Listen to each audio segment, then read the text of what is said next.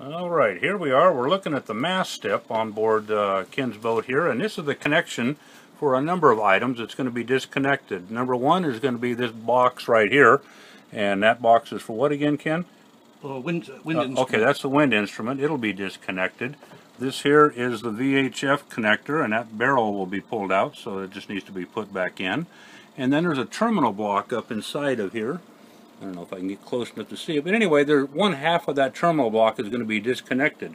And Ken has, it'll be on the nav station, a wiring diagram that's going to show how all that goes back together nice and easy. So between this video, that wiring diagram, and what you see up here, that'll connect up everything that goes back onto the mast that was disconnected so that lightning doesn't find its way to the individual components. Alright, here, this is the Balmar external alternator that's on the motor, and you can see that it's got a nice turnbuckle sitting right there, and that's how you're going to adjust the tension on the fan belt if it's ever needed. And it will be loosened. Okay, Ken's going to loosen it to take the pressure off the bearings. Good thinking. So you'll need to tighten that as well. And also, while we're in here, there's also a spare fan belt. Alright, right up inside there's a spare fan belt, and then if you look right beside Ken's hand, there's the Perco switch. That's a battery selector right there too as well.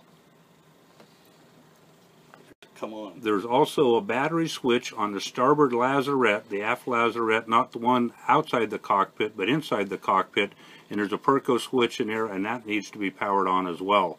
That was the original location of the batteries, and Ken relocated them and put this other Perco switch in here as well. So this is a new Perco switch, not supplied by the boat from Hunter. Alright, here we've got the new stereo that's in here, and just below it you can see there's a little red button on there that's there. That there is what gives you the power to the amplifier that feeds the music to the cockpit. So for music in the cockpit, turn that on. And let's see, this radio's got USB, all kinds of different Bluetooth, different kinds of inputs, so there's a manual for you to sit down and get familiar with.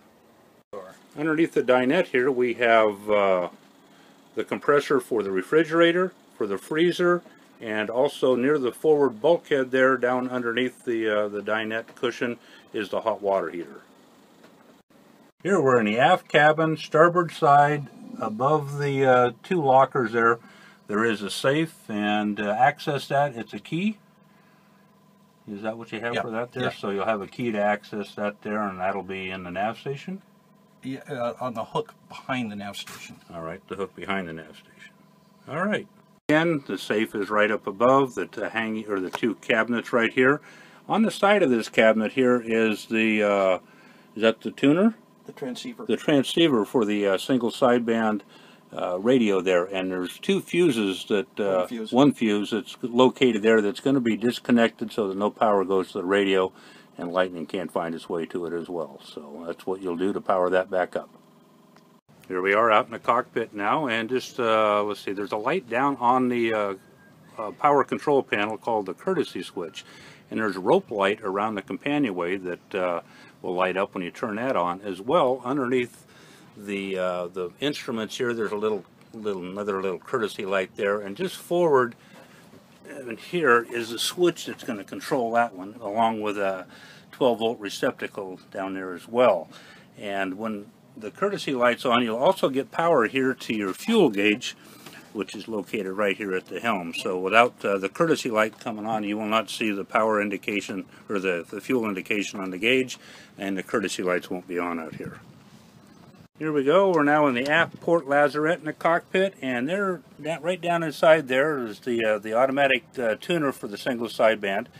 It's going to be routed, the cables there, it's going to be routed through this little deck fitting right here, right up the port aft shroud, and that's going to connect on the top side of the insulator right here. So to get SSB antenna working, that's what you're going to do. One more correction here. Once the courtesy light switch is turned on at the control panel, there's a switch right here that's the port side of the companionway.